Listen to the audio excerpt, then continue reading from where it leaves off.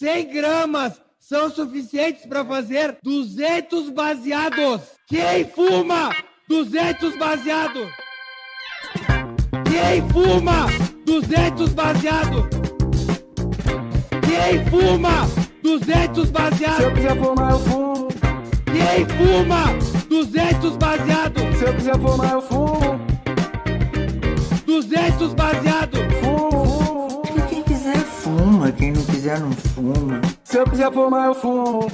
Quem fuma? Freiras. Freirinhas maconheiras, elas cultivam. Quem fuma? Freirinhas maconheiras, elas cultivam. Freiras. Quem fuma? Freirinhas maconheiras, elas cultivam.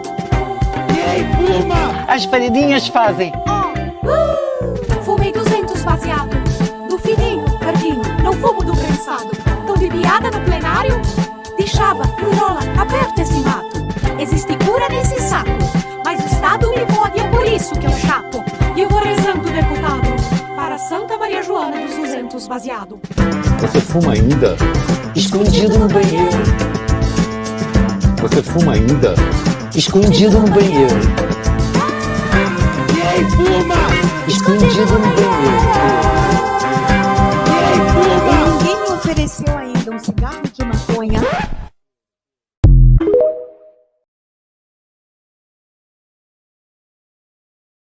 De setembro, 7h01 da manhã, quem fuma? Pedro Falcão. 200 baseados. Quem fuma?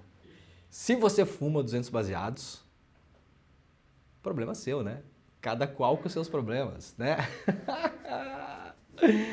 Se eu quiser fumar, eu fumo. É muito bom, né? Amanda Magalhães. Amanda Magalhães é uma atriz, artista, multi-instrumentista. Tá sempre fazendo algumas paródias aí.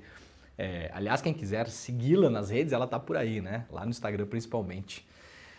Tudo bem com vocês, meus queridos e minhas queridas? Nós estamos ao vivo em todas as redes sociais.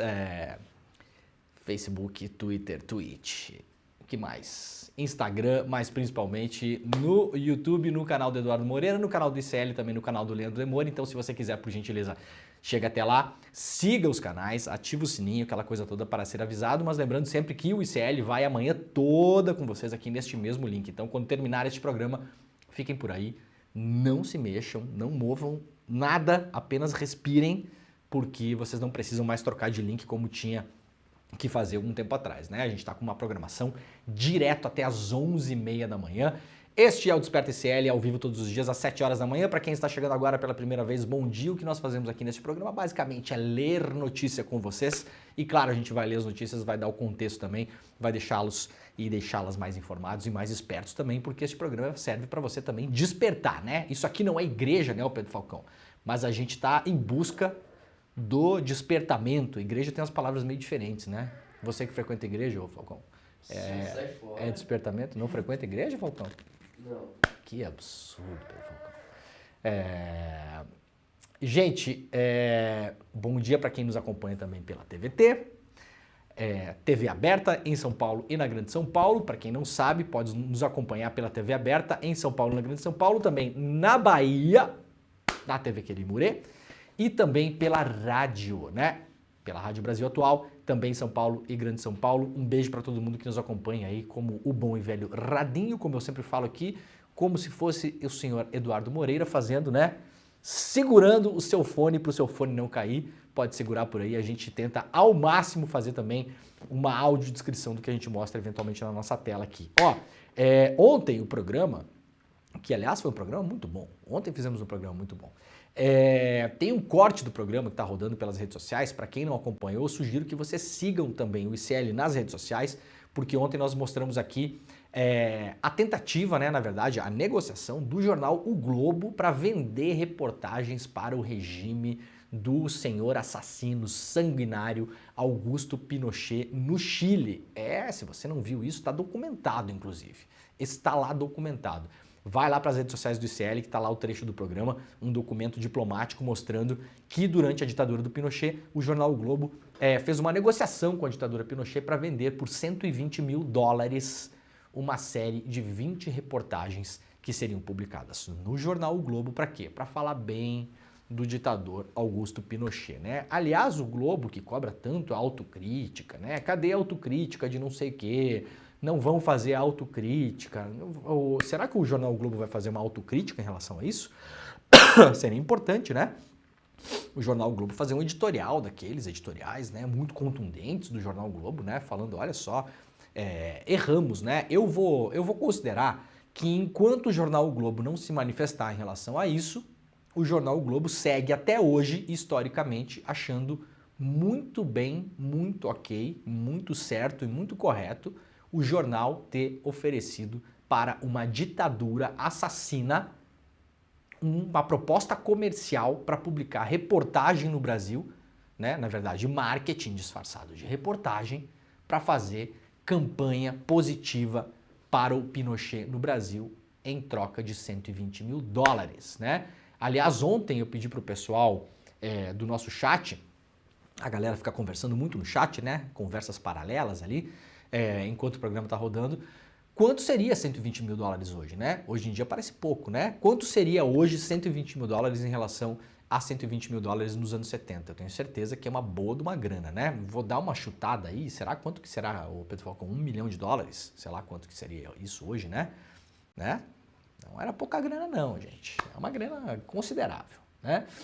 Ah, não sei, acho que mais, cara. Tipo, Será que mais? Deve ser mais, né? Colocar uma propaganda de governo. 20 reportagens. 20 reportagens? 20 reportagens. Cada uma custava tipo 6 mil dólares, mas se comprasse a pacoteira, né? Quem publica 20 reportagens? Se bem que Não, tem lá vem. Se bem que tem uma emissora aí que publicava de graça, né? Não, eu falei ontem que é o seguinte, o jornal o Globo estava tentando cobrar do Pinochet, mas poderiam ter falado para o Pinochet, inclusive, senhor Pinochet, publicaríamos de graça, inclusive, né? Assim, por questões ideológicas, né? A gente não precisaria nem estar fazendo essa negociação, mas se rolar uma beira, né? Se entrar um troco, é tanto melhor, né? É um negócio, o Pedro Falcão, é um negócio. Tá bom?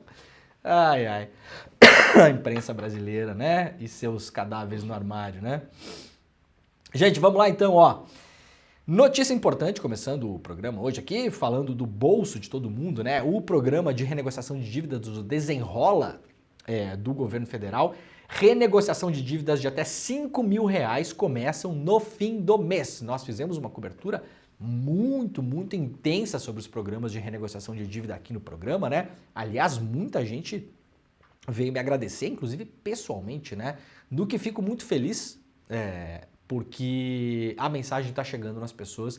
Eu fico extremamente feliz se alguém conseguiu renegociar uma dívida, por pequena que seja. Eu já falei isso no programa várias vezes, as pessoas se acostumam. Dívida é uma coisa que você acostuma, né?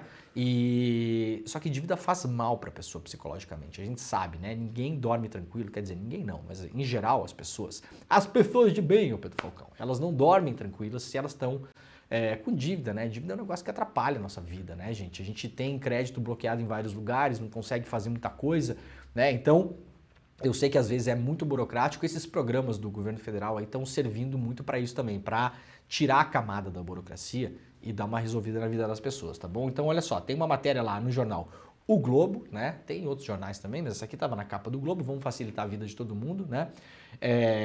Porque a vida é complexa mesmo, né?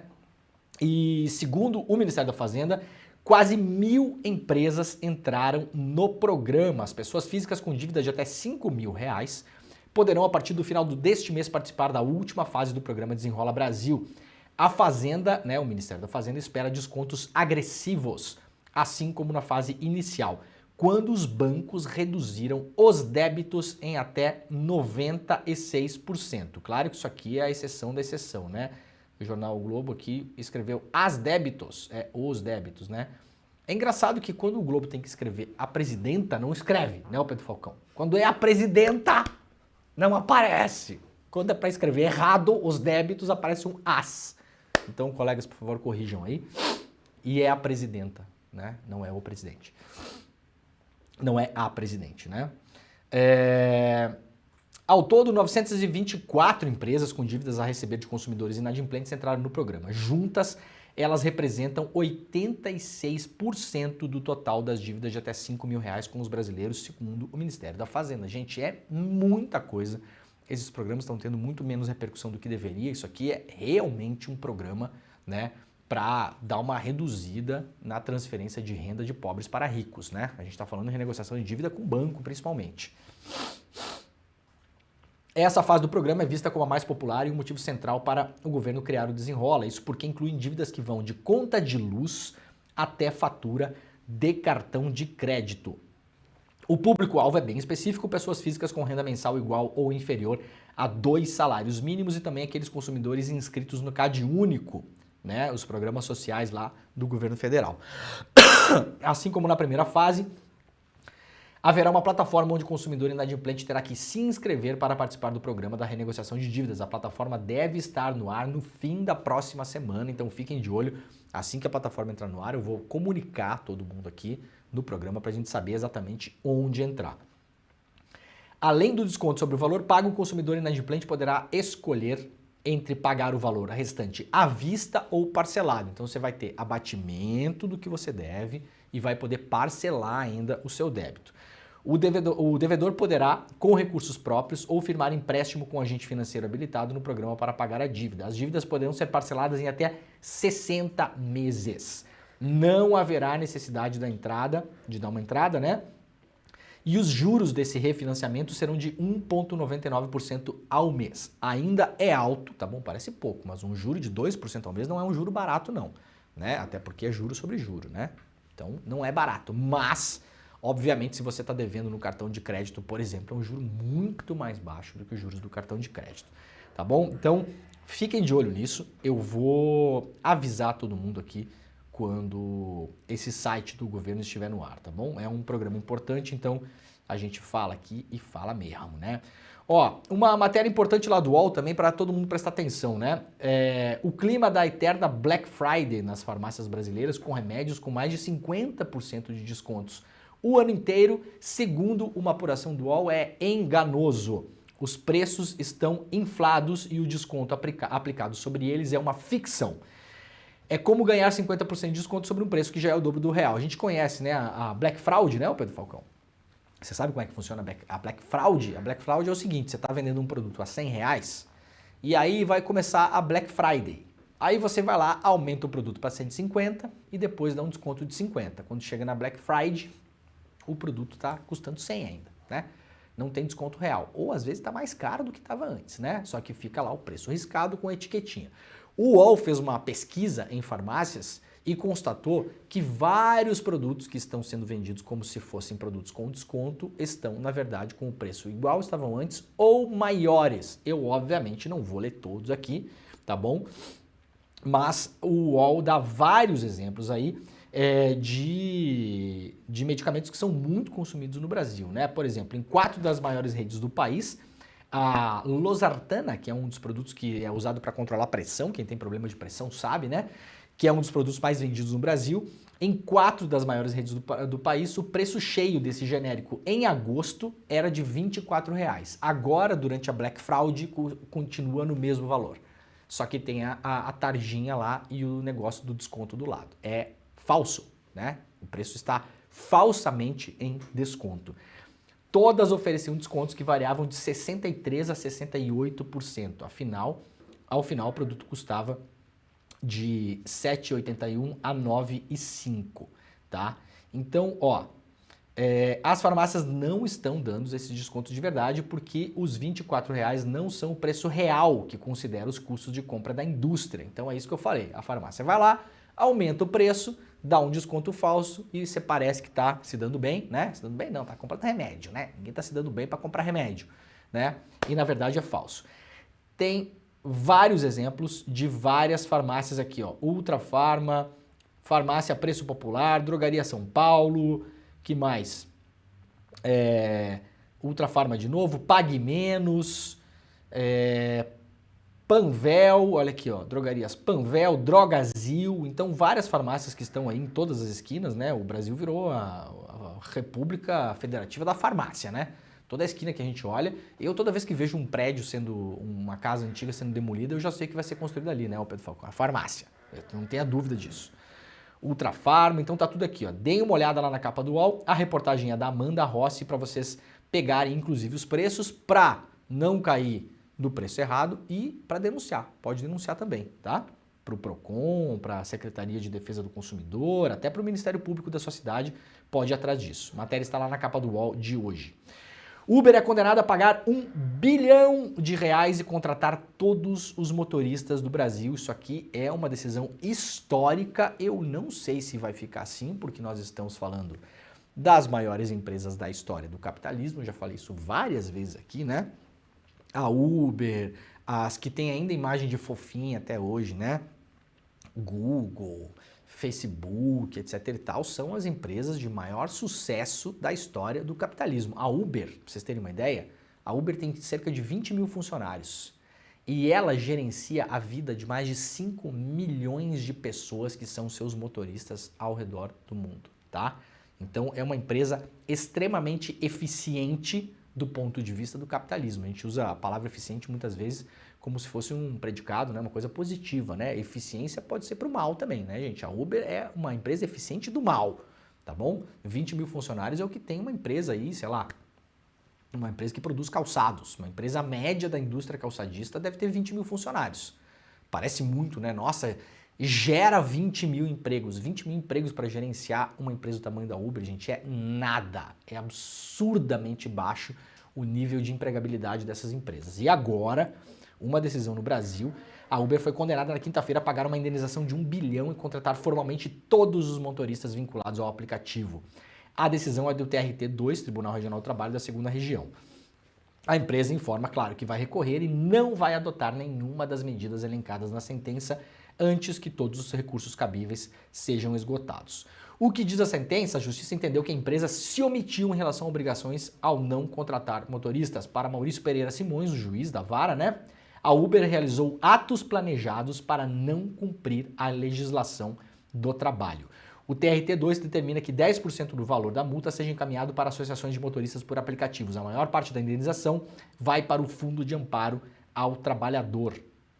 Para o magistrado, o valor cobrado da Uber é irrisório. Simões considerou que a empresa faturou 76 bilhões de reais com mais de 6 bilhões de viagens realizadas no Brasil entre 2014 e 2021, estimando uma arrecadação total de 100 bilhões da companhia só no Brasil, hein? Só no Brasil. Isso aqui não é no mundo não, tá bom? Só no Brasil. A arrecadação estimada pelo juiz de 2014 a 2021 do Uber foi de 100 bi. O valor da multa, portanto, essa matemática é fácil de fazer, né? 1% do que o Uber arrecadou no Brasil durante o período. Mesmo assim, obviamente, a Uber vai espernear. Eu não sei se isso aqui vai se manter em pé, tá? Veremos o que vai acontecer. Agora, eu tenho ouvido cada vez mais motoristas de Uber. Até essa semana eu fui pegar um Uber. Eu uso a Uber só em casos de extrema necessidade. Essa semana eu tive que usar. E aí, o motorista pediu se eu podia... na Uber tem como você dar uma gorjeta pro motorista, né? Dar um dinheiro a mais. Ele falou, cara, você pode pagar X a mais aqui para essa corrida e tal. Eu falei, posso, tudo bem, não tem problema nenhum, né? Vamos lá. A gente acertou ali pelo aplicativo, beleza, e depois eu fiz a gorjeta. Aí o cara fez uma corrida para mim, uma cidade que não era uma cidade muito grande, mas uma corrida do hotel até o aeroporto. Ele falou para mim, sabe quanto é que eu vou ganhar nessa corrida que eu tô te levando para o aeroporto? R$9. 9 mangos, tá? E aí falou, cara, isso aqui virou... os caras fizeram uma imensa ratoeira. O que eles fizeram no começo para captar motoristas? Você recebia no seu aplicativo mensagens. Faça 20 corridas hoje e ganhe R$500 de bônus, né? Ou faça X corridas na semana e ganhe R$1.000 de bônus. Então você foi jogando gente lá para dentro. O que aconteceu? Matou a concorrência também. No Brasil tinha outras empresas que faziam, né? Agora tem algumas regionais que estão rodando, né? Mas no Brasil eu me lembro que numa determinada época eu usava a Cabify, que era uma empresa que não roda mais no Brasil, então posso falar o nome seguramente, porque os motoristas me diziam que a Cabify pagava melhor. Aí eu, beleza, vou usar a Cabify. Agora os motoristas estão falando que tem outras empresas que pagam melhor, aí eu estou baixando esses outros aplicativos para ver como funciona também. Então, assim, realmente espremeu essa galera, né? E essa galera se encontra agora, muitos dos motoristas, com um carro financiado que a pessoa pegou para rodar na Uber, não tem saída, não tem o que fazer. E a gente viu essa semana, inclusive, um bilionário aí, a gente não rodou esse vídeo, vou rodar na segunda-feira, reforçando a ideia de que para o mercado, para esse mercado de uberização da economia, de plataformas, né, o mundo precisa aumentar o desemprego. O desemprego estando muito baixo é ruim para os negócios. Então, claramente, a gente vê uma grande força aí para manter as pessoas desempregadas, para que elas tenham que recorrer para Uber, para iFood, para não sei o que, né? Então, eu não sei se isso aqui vai se manter, mas é uma decisão importante.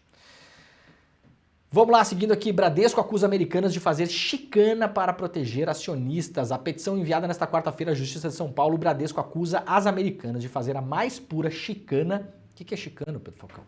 Chicana é bagunça, né? Acho que eles tinham escrito errado, era tipo gincana. Não é gincana, né? Eu também achava uma época assim. Mas depois eu fui tirar saber, como dizia minha avó. Fui lá tirar saber, daí eu aprendi. Para impedir o banco de ter acesso aos documentos e comunicações de diretores e acionistas da varejista. O pedido é para que a Justiça libere o andamento de um pedido de produção de provas ajuizado pelo Bradesco contra as Americanas para descobrir os responsáveis pelo rombo de 20 bilhões nas contas da varejista. Tá errado esse número aqui, não é 20, passou de 40 e esse número tá errado faz tempo, viu, o UOL? Vamos dar uma acordada aí, tá? A não ser que alguma coisa tenha mudado da semana passada para essa, esse número de 20 bilhões que aparece na matéria é o número que apareceu na primeira semana da fraude das Americanas. Depois já se constatou outra coisa, inclusive a própria empresa admitindo. Passa de 40, né? O processo foi suspenso na quarta-feira pela juíza Andréa Galhardo Palma, a pedido das Americanas. Segundo ela, é preciso apurar melhor as relações entre o escritório VAR de Advogados, que representa o Bradesco nesse caso, e a Kroll, empresa de auditoria e investigações corporativas que atua como perita do caso. Para o Bradesco, o pedido de suspensão foi uma tentativa desleal das Americanas de tumultuar o processo e proteger os acionistas de referência da empresa. Jorge Paulo Lemann, Marcel Teles e Carlos Alberto Sicupira. Para vocês entenderem rapidamente, o Bradesco está movendo uma ação contra as Americanas porque o Bradesco tem até agora, né, empréstimos feitos pelas Americanas. Esses empréstimos com os bancos, por enquanto, estão congelados, as Americanas não vai pagar, por enquanto, está tentando renegociar, porque o caixa das Americanas era uma fraude, como nós vimos, né? E as Americanas estão tentando ter acesso às comunicações dos executivos e também dos acionistas de referência, que eram os antigos controladores, os 3 bilionários, né, famosos, né, brasileiros, né, o senhor Lemann, o senhor Teles e o senhor Sicupira. Isso é briga de gente grande, tá bom, gente? De bancas, de escritórios, de advocacia. Isso aqui é uma briga bilionária que envolve grana mesmo, grossa. Aliás, quando eu falo, eu vou falar uma coisa rapidinho aqui para vocês entenderem como as coisas andam, né? Rolou na semana passada, e tá rolando ainda nas redes sociais, lá no micro-universo do Twitter, a grande polêmica que é o movimento negro do Brasil querer influenciar a escolha do presidente Lula para colocar uma ministra negra no STF, né? Aparentemente, uma parte da esquerda brasileira, eu não vou generalizar porque realmente é uma parte pequena, mas é uma parte barulhenta que conta inclusive com influenciadores, jornalistas e gente que tem alguma influência na esquerda aí. Aparentemente, é um grande problema o movimento negro fazer, né, pleitear uma ministra negra no STF, né? Foram atrás, assim, da capivara de todo mundo que está envolvido nessa campanha, porque estão falando que é financiamento internacional, que tem envolvimento da CIA, que é interesse dos globalistas, que é a coisa do imperialismo, aquela coisa toda. Ou seja, carimbaram, tentaram, na verdade, né, porque as pessoas não vão deixar isso acontecer e eu tô nesse bolo, né, que não vou deixar acontecer no que depender de mim. Tentaram carimbar na testa do movimento negro como sendo um grande movimento de lobby para fazer uma pressão obscura, né, com interesses econômicos e geopolíticos variados para colocar uma ministra negra no STF. Gente, não tem a ver diretamente com esse caso aqui, mas vocês entendem o nível de pressão que tem, que não está no Twitter, de grupos de pressão, de grandes bancas, de grandes setores da economia, de setores políticos organizados, para escolher o próximo ministro do STF? Por quê? Porque casos como esse podem chegar lá. Então, tudo que se fala em relação ao movimento negro se cala em relação ao grande movimento identitário do planeta, né? Que é o movimento branco, né? O maior movimento identitário do mundo é o movimento branco, né? Então tem parte da esquerda brasileira, inclusive, jogando lama em cima da campanha, da tentativa de influenciar o Lula em colocar uma ministra negra no STF, taxando isso de lobby, de grupos de pressão, de interesses obscuros, e estão todos caladinhos em relação ao lobby, que também é feito, só que não está no Twitter, não tem um paspalho lá do Twitter falando isso. Esse lobby é feito de outra maneira, é feito à moda antiga, né? Como faziam os homens das cavernas, né? Pra gente fazer uma brincadeira aqui. Para colocar pessoas, para escolher pessoas para o STF, que eventualmente no futuro vão responder a esse tipo de causa aqui. Que não tem absolutamente nada a ver com preocupação se tem gente morrendo por causa da guerra às drogas, né? Se tem polícia massacrando comunidade, se tem lá gente tomando terra de quilombola, se vai querer mudar marco temporal, não sei o que. Não, é gente que está de olho nesse tipo de causa aqui. Esses lobbies existem, essa pressão está acontecendo exatamente agora. Então, como sugestão aqui, né, para essa parte da esquerda desinformada, eu vou julgar que é desinformada por enquanto, né? Eu sugiro que vocês se informem também sobre o grande lobby identitário brasileiro, que é o lobby identitário branco, que tem interesse em causas bilionárias, como essa aqui das americanas, por exemplo, para colocar juízes na Suprema Corte que vão avaliar essas causas depois, tá bom? Fiquem de olho que enquanto vocês ficam fazendo barulho no Twitter, tem uma turma por trás, como se diz, passando a mão na nossa, né? E a gente não tá nem vendo, tá bom? Lula embarca nessa sexta-feira para Cuba para discutir a agenda de nações emergentes. O presidente Luiz Inácio Lula da Silva embarca nessa sexta-feira para Havana, onde participará de uma reunião de líderes do G77, grupo formado por 134 nações em desenvolvimento. Convidada, a China enviará um representante para o encontro que, na visão do governo brasileiro, ajudará a resgatar a agenda do Sul global. No sábado, Lula fará um discurso voltado para as reivindicações dos países em desenvolvimento. São exemplos a maior participação do Conselho de Segurança da ONU, a renegociação de dívidas com o FMI, e o presidente também deverá fazer críticas aos países ricos. Olha aqui os países ricos. O Globo tá difícil hoje, hein? Países ricos. Se bem que são países riscos também, né? Riscos para as democracias do mundo todo, né? Não terem cumprido o compromisso para combater o aquecimento global. A agenda de Lula também prevê uma reunião bilateral com o presidente de Cuba, Miguel Díaz-Canel. O país caribenho passa por uma grave crise de abastecimento de itens básicos, como alimentos, remédios e energia.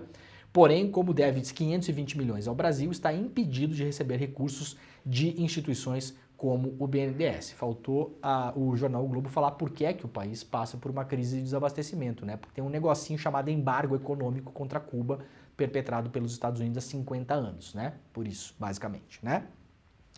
Tem o gigante irmão do norte ali pressionando a minúscula ilha, né? Até que ela imploda, né? Faltou dar o contexto, é importante, né?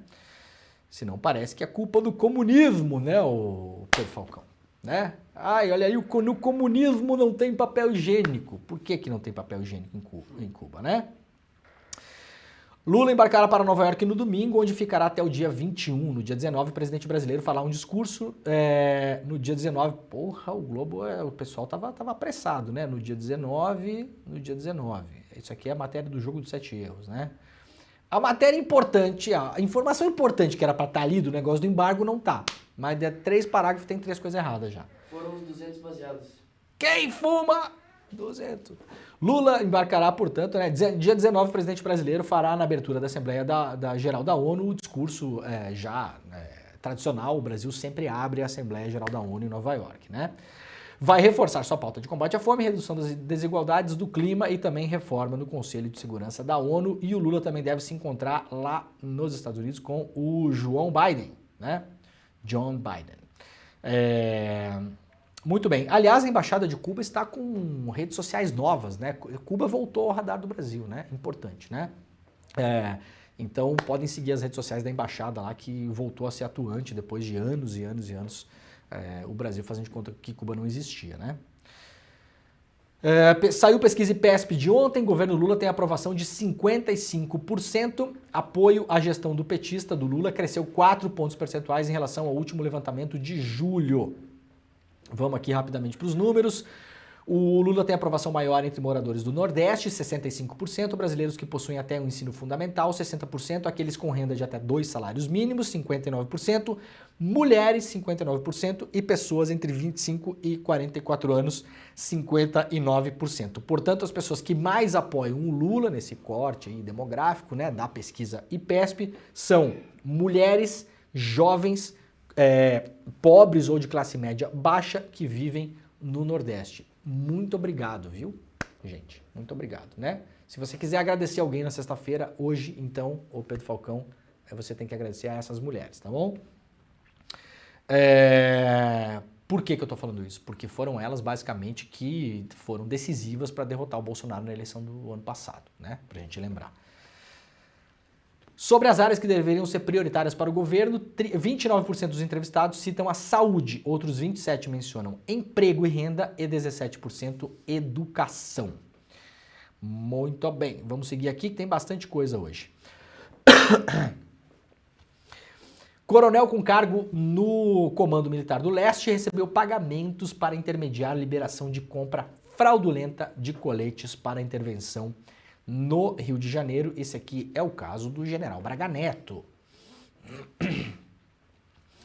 A investigação da Polícia Federal sobre a compra fraudulenta de coletes balísticos pelo Gabinete da Intervenção Federal já conseguiu identificar um militar com cargo público que recebeu dinheiro para reverter a suspensão do processo de aquisição do produto. Trata-se do coronel do Exército Robson Queiroz Mota, que apesar de estar na reserva remunerada, foi nomeado assessor do chefe de gabinete do Comando Militar do Leste na época das compras dos coletes. Segundo a Polícia Federal, enquanto estava no cargo, Queiroz recebeu R$25 mil através de sua empresa, a RQM Consultoria, para fazer lobby para a compra dos coletes. Até agora, o pagamento feito a Queiroz foi o único identificado na investigação da PF sobre a compra dos coletes. O coronel trabalhou no Comando Militar do Leste como assessor de março de 2017 até novembro de 2019. Esse aqui é o caso... Cadê o Braga Neto na notícia aqui? Ei? Sumiu o Braga Neto, gente. Cadê o Braga Neto na notícia? Ah, mas não é possível. Braga. Aqui, Walter Braga Neto. Meu Deus do céu. Vamos contar quantos parágrafos demorou para aparecer o Braga Neto, Pedro Falcão. Hoje eu estou implicante com a imprensa. Será que é isso? 1, 2, 3, 4, 5. Bom, no 7º parágrafo descobrimos na notícia do Globo que esse é o caso que envolve principalmente o general Braga Neto, né? Vamos puxar mentalmente este parágrafo para cima, Pedro Falcão. Vai, Pedro Falcão. Tipo de Kidama? Isso. A gente tenta para materializar. Tipo o cara, o Homem do Rá. Você não vai saber quem é o Homem do Rá. Sabe quem que é o Homem do Rá, Pedro Falcão? Não sabe. Não. Jovem. O jovem não sabe dessas coisas. Esse aqui é o caso que envolve o Braga Neto, que era o cara que encabeçou a intervenção no Rio de Janeiro. Esses coletes eu já falei ontem. Já em 2018 tinha uma relação do TCU mostrando que esses coletes não poderiam ter sido comprados. Esses coletes foram importados, como apontou o TCU na época, muito provavelmente de modo ilegal. Eles deveriam ter sido comprados no Brasil, porque é o que diz a lei, e foram comprados com sobrepreço, foram vendidos acima do preço que deveriam ter sido vendidos na época. O Braga Neto é, claro, o principal investigado nesse caso, está lá no 7º parágrafo, né, da matéria do Globo, mas as investigações estão avançando. Gente, vamos lá então pro que aconteceu ontem no STF. A revista Fórum aqui, para quem quiser entrar nos detalhes, tem lá as sentenças dos 3 golpistas bolsonaristas condenados até agora. Aécio Lúcio Costa, Tiago Matar e Matheus Lima Carvalho Lázaro ficarão, né, diz aqui a revista Fórum, um bom tempo na cadeia por terem tentado um golpe de Estado no Brasil em nome de Bolsonaro. Como eu falei ontem aqui, me dá 3 segundos de pena em relação a essas pessoas, porque elas são as pessoas, gente, sacou? É aquela pessoinha que estava lá na cidade de pirapora do não sei o que, entendeu? Isolada do mundo, muitas vezes a gente sem instrução. Eu não tô aqui, já falei ontem, ignorância em relação às leis não é desculpa para você não cumprir a lei, tá? Você não pode dirigir embriagado e quando pego pela polícia falar que não sabia que não podia, tá bom? Não é isso que eu tô falando aqui, absolutamente. E também eu não tô falando aqui, porque eu não sei, se essas pessoas, no decorrer dessa caminhada golpista delas, elas podem ter sido avisadas por outras pessoas. Eu já fiz esse trabalho com conhecidos várias vezes. E pessoas que, no fim das contas, eu vi que as pessoas não sabiam a lei mesmo. Sabe? A pessoa defendendo, assim, então não pode ir para frente do quartel pedir para os militares fazerem uma intervenção. Não pode. Mas por que não pode? Eu já falei com gente instruída, inclusive, né? O popular cidadão com 3º grau completo, que, assim, não parecia que estava me mentindo, tá? Gente próxima. Eu falei, não pode, querido, assim, tem pelo menos 2 artigos que diz assim que você não pode pedir, você não pode jogar as Forças Armadas contra os demais poderes constituídos, né? Não pode conspirar para evitar que um governo eleito tome posse. Não pode conspirar e agir para paralisar as instituições, né? Não pode tentar abolir o Estado Democrático. As pessoas realmente, tem gente que não sabe disso, gente. Tem gente que acha que é beleza fazer isso. E foram também influenciadas pelo Bolsonaro nos últimos anos, que instrumentalizou a tal da bandeira da liberdade de expressão. Então isso aí é liberdade de expressão, você pode, né? Aí eu explico para a pessoa, não, veja bem, eu posso ir na frente da sua casa e ameaçar você de morte? Não pode. Por que não pode? Não é a minha liberdade de expressão? Falar, você, não sei o quê, né? E amanhã eu vou aparecer aqui, a minha liberdade de expressão. Não posso fazer isso? Não posso falar o que eu quero? Não, mas aí você está ameaçando de morte. Pois é, então assim, a liberdade de expressão ela tem um certo limite. Não concordamos? Concordamos. Então as pessoas aos poucos elas entendem. Eu não descarto a possibilidade de que essas pessoas são simplesmente ignorantes, elas não sabem, não sabiam. Elas realmente foram ali lobotomizadas, instrumentalizadas por essa extrema-direita que a gente tem no Brasil, fizeram uso excessivo e sem o devido conhecimento de redes sociais, que eu venho falando isso há 1000 anos, não só eu, mas muitas pessoas.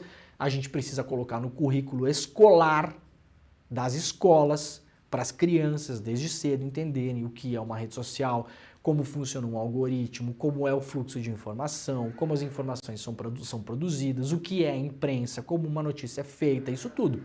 Isso deveria ser matéria de escola. Infelizmente no Brasil não é. Em vários países do mundo é.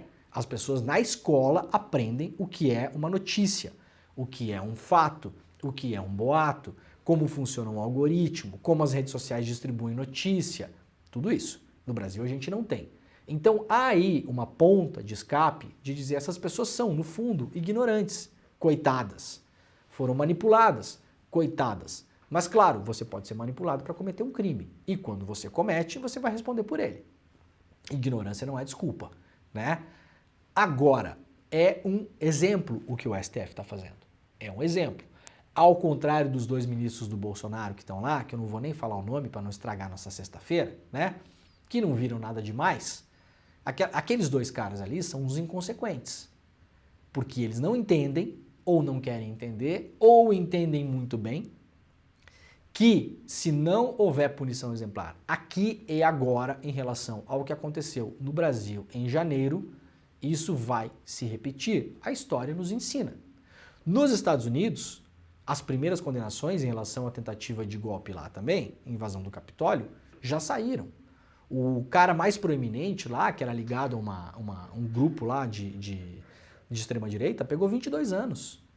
Aqui no Brasil os caras estão pegando 15, 17. Tá em linha com tentativa de golpe de Estado. Então eu tenho pena desses caras por 1 minuto, pra gente só fazer essa explicação aqui, até porque o negócio não tem que ficar só neles, né? Agora a gente vai ver a coisa subir pros financiadores e pro Capitão Mor, né, o Pedro Falcão. Não, sabe o que ficou triste mesmo? É que eles falavam fechados com o Bolsonaro. Mas ele tá aí livre, pô. Não. Isso é verdade, mas primeiro eles foram fechados e depois a gente espera que fechem o Bolsonaro, né? Aí eles vão poder ficar fechados com o Bolsonaro. Se bem que esses caras, né, coitados, vão ser jogados lá na cadeia, não sei da onde, né? O Bolsonaro, não. O Bolsonaro, quando for preso, tá igual o Cid quando foi preso, né? Fazia Cooper, assistia televisão, né? Há presos e presos no Brasil, né? Então, só pra gente fazer ponderação, né? Porque, apesar de serem criminosos, e agora a gente já pode falar isso tranquilamente, porque já estão condenados, então são criminosos, condenados, vão cumprir pena, mas a gente tem que levar em consideração como essas pessoas foram também cooptadas pela extrema-direita, foram, né, aliciadas pela produção falsa de notícias, pelo algoritmo, pelas redes sociais que não são reguladas no Brasil, porque o PL 2630 acabou, que não passou, então não há regulação. Vejam só vocês a gravidade da coisa. Como eu venho alertando aqui, esses caras foram condenados, ficaram presos. O que acontece com as grandes redes sociais, as plataformas, as empresas de tecnologia, que se associaram à extrema-direita para ganhar dinheiro, e eu falo isso sem nenhum medo de errar, a partir do momento em que o YouTube ganha dinheiro com a programação da Jovem Pan, o YouTube está se associando à Jovem Pan em uma empreitada financeira para ganhar dinheiro com informação falsa sobre cloroquina, sobre golpe de Estado, incitação dos militares, tudo isso. Tudo que a Jovem Pan fez nos últimos anos, e não só ela, foi veiculado nas grandes plataformas de tecnologia. Agora, essas pessoas estão condenadas, a Jovem Pan está sendo investigada, possivelmente não será fechada, eu duvido, mas possivelmente vai tomar uma multa grande, né, por ter feito o que fez. E o que acontecerá com as plataformas que veicularam e ganharam dinheiro com essa história toda? Gente, parte dessas pessoas que serão condenadas pelo STF estavam fazendo live no YouTube e no Facebook no momento da invasão. Essas lives são remuneradas. O Facebook, quando faz uma live no dia da invasão da Praça dos Três Poderes, o Facebook ele veicula propaganda nesse vídeo. O Facebook ganha dinheiro diretamente da transmissão de uma tentativa de golpe de Estado. O que é que acontecerá com o Facebook nesse caso? Absolutamente nada. O Brasil é o paraíso dessas mega corporações de tecnologia. Porque não passamos uma lei para regulá-las. E vou falar de novo, inclusive com o apoio de uma certa esquerda aí, né? Veículos de esquerda, aquela coisa toda, que tem contrato com o Google, que ganha dinheiro aqui, que ganha dinheiro lá. E colocou os seus interesses financeiros na frente dos interesses da sociedade brasileira. Para a gente não esquecer disso. Se por acaso um dia voltarmos a discutir a sério o PL 2630, o tal do PL das fake news, né? Que de fake news não tem nada, eu vou voltar a falar nesse tema. Com alguma contundência, inclusive, tá bom? Antes da gente ir para cá, vamos lá botar os vídeos, né, Pedro Falcão? Temos alguns vídeos muito rapidamente para colocar. O primeiro vídeo que temos é o vídeo do advogado, um dos advogados. Aliás, eu não sei onde é que os caras acharam esses advogados deles aí, né? Tem cada advogado que apareceu ali. Inicialmente, essas pessoas estavam sendo defendidas pela Defensoria Pública e, em algum momento do processo, esses advogados apareceram. Aliás, não apareceram para defender os réus. Os advogados que falaram no STF ontem e anteontem e para fazer política, fazer lacraçãozinha de rede social, fazer videozinho para TikTok e, eventualmente, no ano que vem, talvez a gente veja algum desses caras aí pleiteando vaga, como diz o Alexandre de Moraes, para vereador do seu próprio município, porque é isso que essas pessoas fizeram ali. Ontem, primeiro, um advogado confundiu o Pequeno Príncipe com o príncipe, né? Antoine de Exupéry, Pequeno Príncipe. O menininho que mora no planetinha, que tem que limpar o vulcão e que tem que podar as arvorezinhas. Entendeu? Pequeno Príncipe. O outro, o príncipe, do Maquiavel. Né? O pensador que encorajava e que treinava. O Maquiavel era coach de reis, né? Se fosse hoje, o Maquiavel ia ser coach e ia estar vendendo curso no Instagram, né? O Maquiavel era o coach, né, dos reis da época, que dava as dicas lá de como o rei deveria levar o seu reinado, né? Aí o advogado fez essa fala ontem aqui no STF. Diz o Pequeno Príncipe, os fins justificam os meios e podemos passar por cima de todos. Maquiavel, os fins justificam os meios. Diz o Pequeno Príncipe, os fins justificam os meios e podemos passar por cima de todos. Maquiavel, os fins justificam os meios. Diz o Pequeno Príncipe, os fins justificam os meios e podemos passar por cima de todos. Maquiavel, os fins justificam os meios. Ai, ai, é sensacional, né? É espetacular, né? Diz o Pequeno Príncipe, os fins justificam os meios. Tem tanta frase bonita do Pequeno Príncipe, o cara escolheu uma que ele não falou. E aí, em tese, deveria ter sido o que o Maquiavel falou, mas o Maquiavel também não fala isso. Isso é uma leitura errada do Príncipe. Quem não leu, leia. O Príncipe é um livrinho desse tamanho assim, ó. É moleza de ler. Não existe essa frase no Príncipe do Maquiavel. Os fins justificam os meios, não desse modo como é colocado. Não existe. Isso é um dilema moral que o Maquiavel coloca, na verdade, né? É uma questão filosófica. Quem assistiu a aula da Marilena Chauí, aliás, no ICL, sabe e vai saber interpretar isso. E aí o Xandão deu uma resposta, né? Vamos lá, Xandão.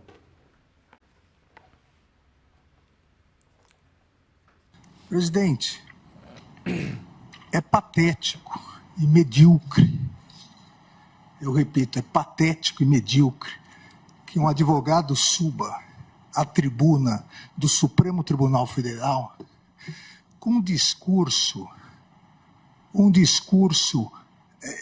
de ódio, um discurso para postar depois nas redes sociais que veio aqui agredir o Supremo Tribunal Federal, talvez pretendendo ser vereador do seu município no ano que vem.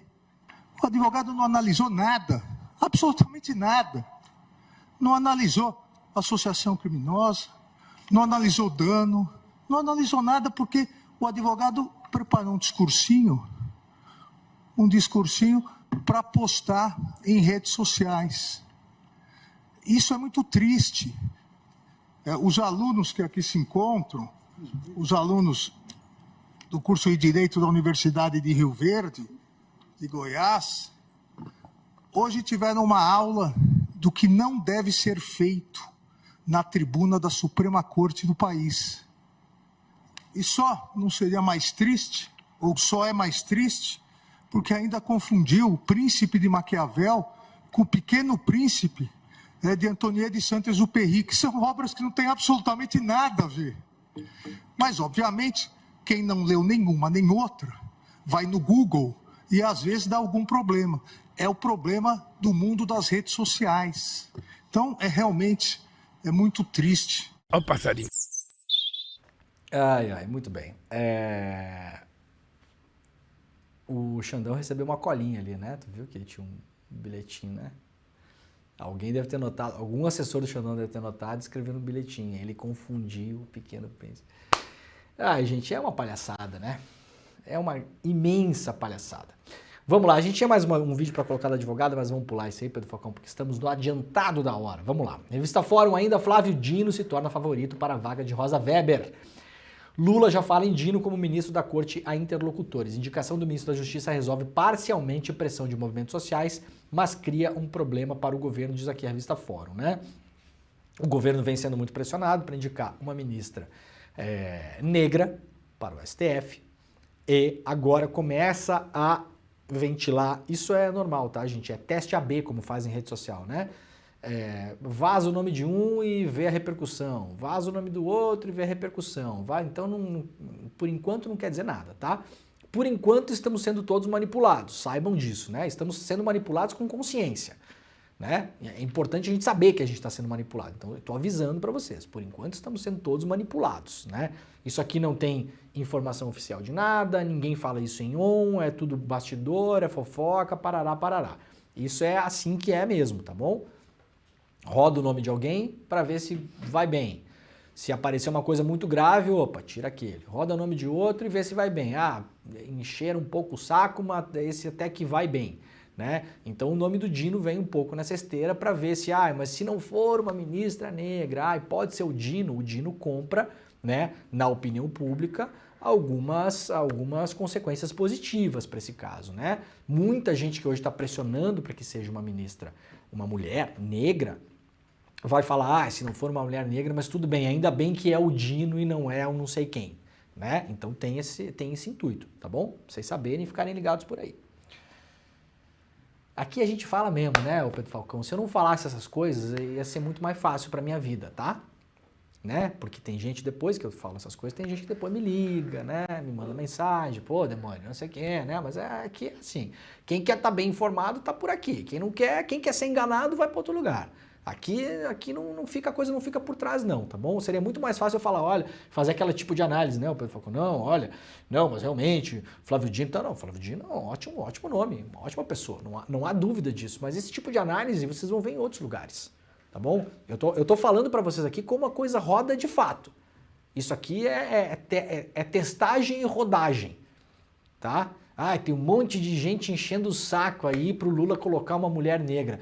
Tá, o que a gente faz? Bom, se a gente rodar um boato de que a gente vai colocar o Flávio Bolsonaro, a pressão para colocar uma mulher negra, ela aumenta. Esse é o jogo, tá, gente? Então o que a gente faz? Ah, coloca um nome que seja simpático para as pessoas que estão pedindo esta mulher negra no STF, aí coloca um nome simpático, que é o Dino. Aí essa pressão diminui. É assim que funciona. Essa é a política real, tá bom, gente? Para quem quer saber, tá aqui. Quem não quer saber, não tá aqui. Né? Tem muita gente do meio político que não gosta que eu fale essas coisas, mas a real é como a real é, tá bom? O público que me acompanha aqui sabe como é que o programa funciona. Vamos lá, Lula vai se encontrar com Biden nos Estados Unidos, já falamos, né? Já foi dado risada, né? Pacheco apresenta proposta para incluir na Constituição proibição do porte de qualquer tipo de droga. Eu vou falar sobre isso na próxima semana. Eu não sei, o presidente do Senado, Rodrigo Pacheco, saiu de onde essa ideia? Isso eu gostaria muito de saber. Vou fazer uma pergunta diferente. Quem se beneficia se o senhor levar adiante essa ideia? Pedro Falcão, quem você acha que se beneficia? Em um contexto em que o presidente do Senado quer mudar a Constituição brasileira para criminalizar pessoas que portem qualquer tipo e qualquer quantidade de droga. Eu acho que se beneficia, por exemplo, o PCC se beneficia disso. O PCC é uma empresa que funciona porque existe um mercado ilegal.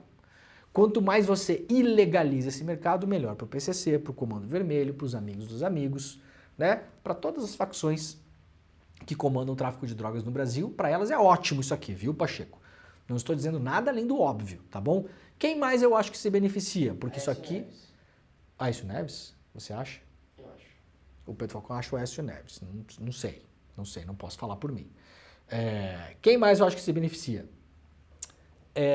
Eventualmente no futuro próximo, por exemplo, se os deputados e os senadores quiserem aprovar no Brasil a privatização de presídios, porque isso aqui vai aumentar o número de gente presa. Né, Pacheco? Será que tem relação entre uma coisa e outra? A gente vai avaliar conforme a carroça for andando, viu, o presidente do Senado? Mas eu tenho a impressão de que depois de tentar forçar essa história aqui, vai aparecer um projeto por aí para privatizar presídio no Brasil. E aí as empresas privadas ganham quanto mais gente presa tem. Impressão, tá bom? É só uma impressão. Gente, a grande bomba do dia hoje seria, mas eu não vou dar atenção para isso, vou explicar por quê. Mauro Cid diz à Polícia Federal que entregou o dinheiro de joias ao Bolsonaro. Isso aqui, neste momento, é capa da revista Veja, tá bom? Isso aqui não é a delação oficializada, não tem provas, vocês sabem como eu estou tratando esse caso aqui. Eu espero que, de fato, Mauro Cid esteja falando isso, eu espero que ele possa provar e eu espero que o Bolsonaro vá para a cadeia. Agora, o que eu desejo não tem a ver com o que é de fato, o que está de fato acontecendo neste momento. Isso aqui é um diz-que-me-diz-que do que o Cid teria falado da delação. Possivelmente é coisa que o advogado do Cid está falando por aí. Possivelmente, não sei quem é a fonte da informação, estou falando aqui. Possivelmente é o que o advogado está falando, tá bom? Então, por enquanto, o que temos hoje, capa da revista Veja, nesse momento, o Cid vai falar que sim, que entregou o dinheiro das joias na mão do Bolsonaro. Isso sequer é novidade. O próprio advogado do Cid, o César Bittencourt, já tinha falado sobre isso naquelas primeiras entrevistas amalucadas que ele deu lá na Globo News e pra Veja, não sei o quê. Já tinha falado isso, tá bom? Então agora, aparentemente, isso está na delação do Cid, que já foi homologada. A delação ainda não está pública, então a gente não sabe se isso está de fato na delação, porque se é o advogado que está passando essa informação, me desculpa, não tem credibilidade para isso, mostrou nos últimos tempos que não tem. Pode não gostar do que eu estou falando, 2 trabalhos. E, segundo, eu quero ver papel. Quero ver delação homologada, com carimbinho de justiça, com assinatura e com prova. Senão, para mim, validade, por enquanto, 0. O que é que pode estar por trás disso, rapidamente, antes da gente fechar nossa rede aqui? Prestem atenção, que é importante. O Mauro Cid vai dizer que entregou dinheiro na mão do Bolsonaro. Mônica Bergamo, Cid deve poupar Michele Bolsonaro da delação. Isso matéria de hoje. Matéria do mês passado. Valor do Rolex foi para Bolsonaro ou para Michele, diz o advogado. Então, um mês atrás, o dinheiro poderia ter ido para Michele. Agora já não tem mais Michele no caso. Atenção aos movimentos. Eu falei ontem, delator pode mentir e omitir. Quem disse que não? Pode mentir e omitir. Um mês atrás, o dinheiro poderia ter ido para Michele. Agora não tem mais Michele na delação. O Cid vai poupar a Michele, diz a Mônica Bergamo. E aí, o que é que temos pela frente? PL vê Bolsonaro perto de ficar inelegível, antes da inelegibilidade, ficou de fato e aposta em Michele, mesmo com o caso das joias. O que é que pode estar acontecendo aqui? Já está óbvio para todo mundo. O Bolsonaro não tem mais salvação. Está inelegível e está muito enroscado em vários casos na justiça. Agora o Cid pode poupar a Michele e a eleição acontece daqui a 3 anos. Então, fiquem de olho. Delator não pode mentir. Sim, gente, delator pode mentir e omitir. Atenção no que está sendo armado com essa delação do Mauro Cid. Eu não estou falando que a Polícia Federal está armando nada, nem nada. Estou falando o seguinte, o delator vai contar a história que convém para ele. Ele vai entregar o suficiente para fechar uma delação e ponto. E ponto. Tá bom? A gente acorda cedo, né, Pedro Falcão? A gente tá ligado no que tá rolando aqui. Ó, rapidamente, antes de fechar a nossa rede, dia 28, atenção aqui, ó, dia 28, às 8 horas da noite, uma super palestra do ICL, mais uma, né, com a Monja Cohen, como lidar com a ansiedade e o estresse. O link para você se inscrever, icl.com.br/desperta. icl.com.br/desperta, uma palestra gratuita, ao vivo, aberta para todo mundo. Não é uma aula, não é nada que seja muito, que você tem que fazer anotações específicas. Não, você pode mandar para sua mãe, para sua vozinha, para o seu vozinho, para sua tia, para o seu filho, para sua filha, pode ser, sabe, molecada de 12, 13, 14 anos, até qualquer pessoa, porque de fato é uma palestra da Monja Cohen, ao vivo e exclusivo no ICL, dia 28, inscrições gratuitas, icl.com.br/desperta. Muito obrigado a quem nos acompanhou pela TVT, pela TV Quirimurê e também pela Rádio Brasil Atual. Até segunda-feira. Tchau, gente. Muito bem, galera, estamos terminando o programa de hoje. Muito obrigado a todo mundo que esteve por aí. Lembrando que o ICL agora tem programação amanhã toda. Então vocês ficam com o ICL neste mesmo link das 7 da manhã até as 11h30 da manhã. Está começando agora o ICL Notícias. Primeira edição com todas as principais notícias, muitas coisas que a gente já esquentou vocês aqui, já deu a partida inicial, agora serão comentadas a fundo lá no N1, tá bom? Hoje com o Eduardo Moreira, estará presente o Eduardo Moreira. Eu já sei inclusive sobre o que Eduardo Moreira falará, mas eu não vou dizer aqui. Não vou dizer. Vocês têm que assistir o N1 que está começando agora. Assistam, porque é importante e é impactante de fato, tá bom? Tem a ver com uma coisa que a gente falou hoje no programa aqui, mas eu não vou falar qual é, tá bom? Mas é revelador. Vai ajudar a gente a terminar a sexta-feira com a cabeça um pouco mais aberta também, que é muito objetivo do ICL, né? A gente não fica dando só notícia aqui, a gente fica ajudando todo mundo a ser um pouco mais ligado no que está rolando no Brasil e no mundo. Tá bom, gente? Muito obrigado. Segunda-feira estaremos de volta. Se você ainda não deixou seu like, deixa o seu like antes do programa acabar. Inscrevam-se nos canais do ICL e não esqueçam de fazer a inscrição também para a palestra que vai ter da Monja Cohen, icl.com.br/desperta. Vai ser no dia 28, às 8 horas da noite, uma super palestra com um dos principais nomes da espiritualidade do mundo, né? Pessoa que ajudou aí a expandir, né, e divulgar os preceitos do budismo, né, principalmente para para massa, né? Fazendo um excelente uso das redes sociais. Tá bom? É isso. Muito obrigado. Tchau.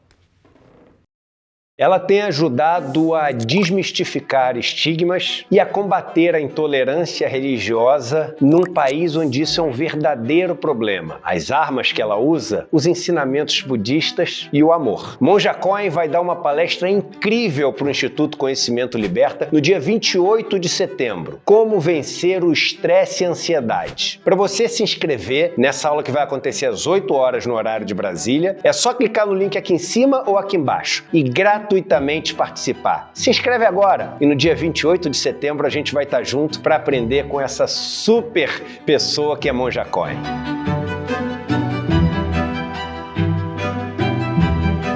Pessoal, eu gostaria de convidá-los para assistir o curso Sociologia para Compreender o Brasil, onde eu faço uma análise dos grandes pensadores brasileiros e dou a minha própria opinião a partir não só do estudo de vários autores e pensadores ocidentais, mas também a partir de pesquisas empíricas que eu fiz com todas as classes sociais brasileiras, né? Então, um material não só reflexivo, mas empírico também. E por conta disso eu iria ficar muito contente se vocês assistissem. Eu acho que é muito importante para que a gente possa compreender o país de um modo democrático e alternativo à forma elitista como ele é compreendido até hoje. Eu conto com vocês lá. Um grande abraço a cada um de vocês.